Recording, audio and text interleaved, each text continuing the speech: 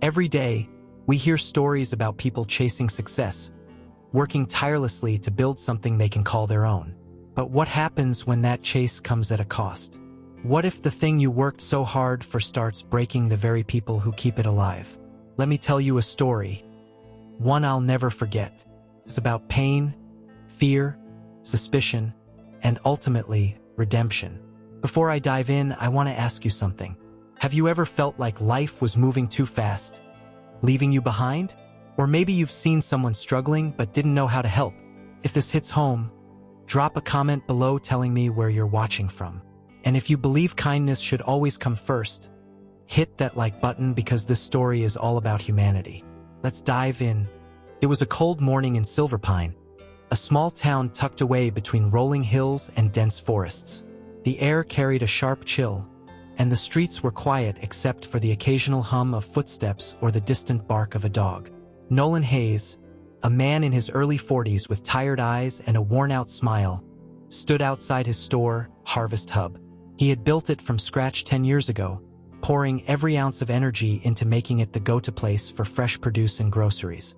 The sign above the door gleamed faintly under the dim streetlights, a testament to countless sleepless nights and sacrifices. Nolan wasn't proud of everything he'd done to get here.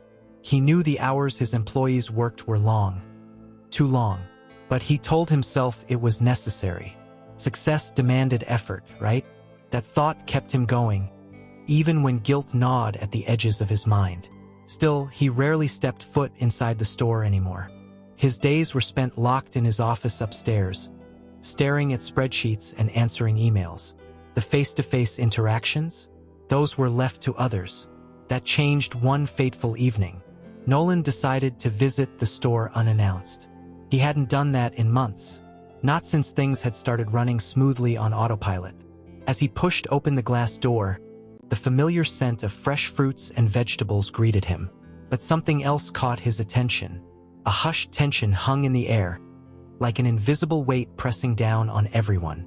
Customers moved quickly, avoiding eye contact with the staff.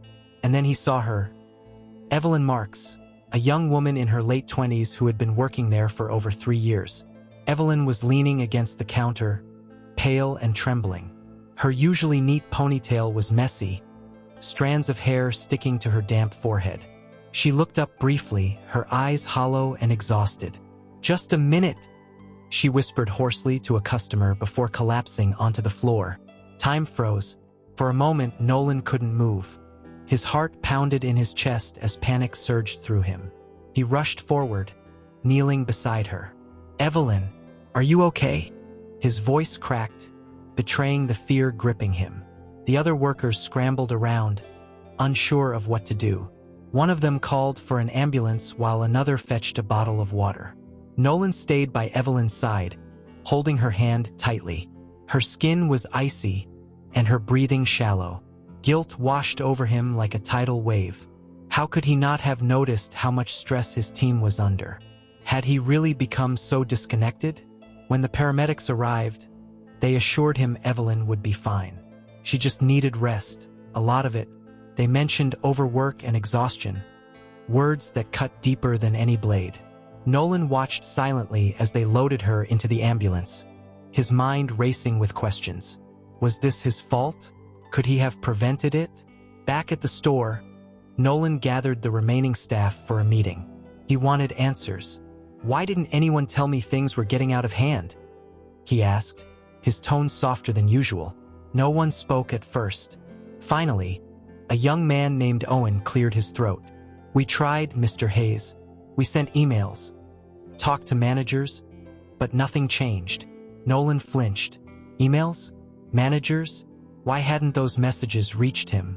He realized then how far removed he'd become from the reality of his business.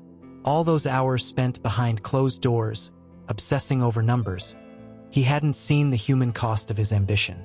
That night, unable to sleep, Nolan sat alone in his kitchen nursing a cup of tea. Memories flooded back. Late nights building shelves, painting walls, dreaming of a better future.